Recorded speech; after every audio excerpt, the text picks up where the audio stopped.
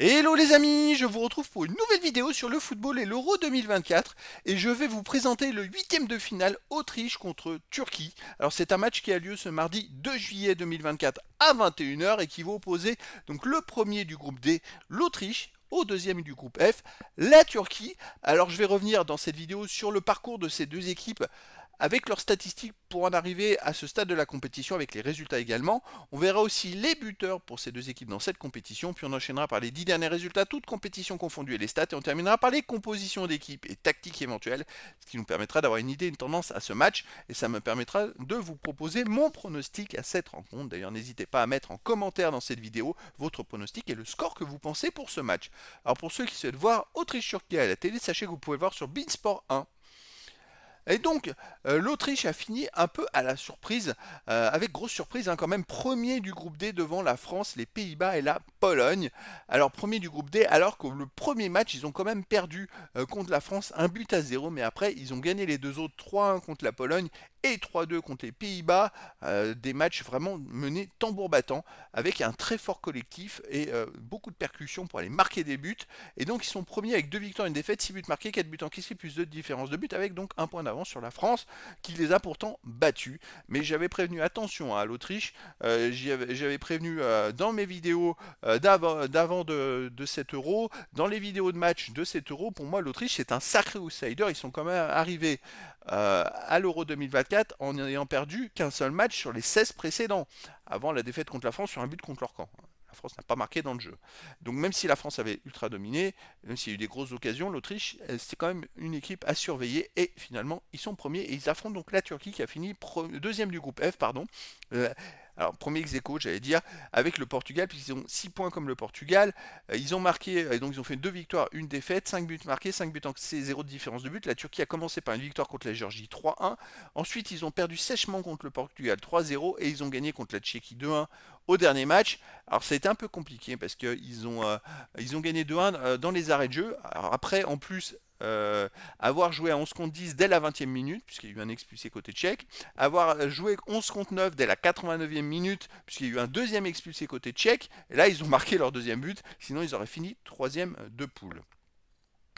Alors on arrive aux buteurs. Alors c'est des équipes qui ont marqué pas mal de buts depuis le début de la compétition. Pour l'Autriche, on a Arnautovic, Baumgartner, Savitzer, Schmidt et Treuner. Et pour la Turquie, Aktürkoğlu, Çalhanoğlu, Güler, Muldur et Tosun ont marqué au moins un but dans cette compétition.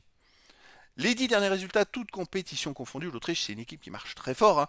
8 victoires, un nul, seulement une défaite, 22 buts marqués, 7 buts encaissés, plus 15 de différence de but. Alors la seule défaite, c'est la fameuse défaite contre la France. Le nul, c'est contre l'Autriche juste en match amical, juste avant, contre la Suisse, pardon. Mais bon, c'est pas ridicule, la Suisse, ils se sont qualifiés en huitième de finale également, hein. Et donc sinon, les 8 autres matchs, c'est 8 victoires. C'est une équipe qui est capable de battre n'importe qui et étonnamment, en match amical le 26 mars dernier, l'Autriche a explosé la Turquie 6 buts à 1 en match amical.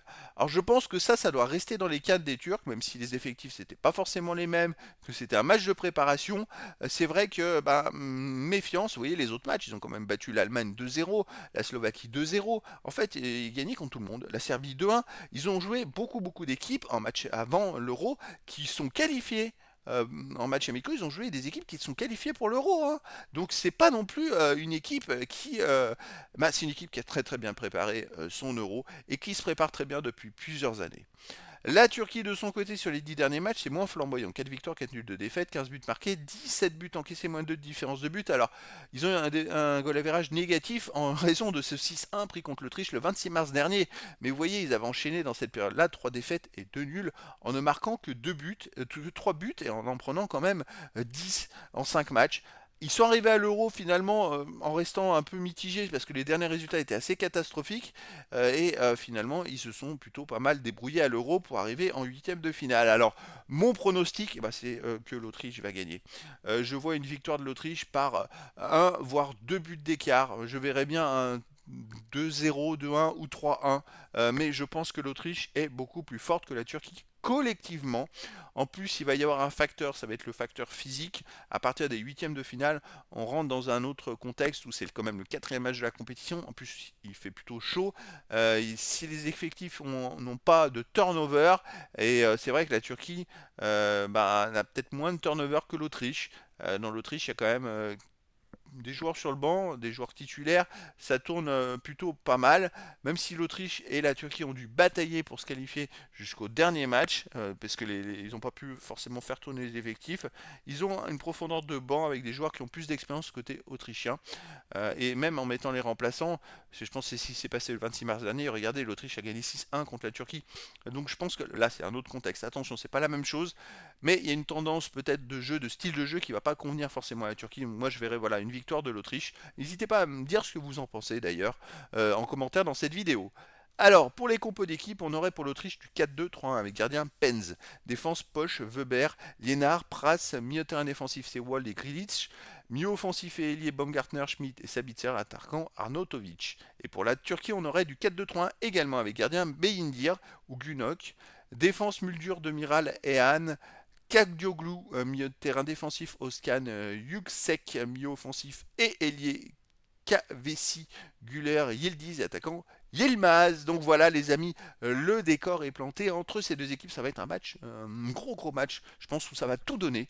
Et donc je vous donne rendez-vous ce mardi 2 juillet 2024 à 21h pour le match de huitième de finale de l'Euro 2024, Autriche contre Turquie. Voilà les amis, je vous dis à très bientôt pour une nouvelle vidéo.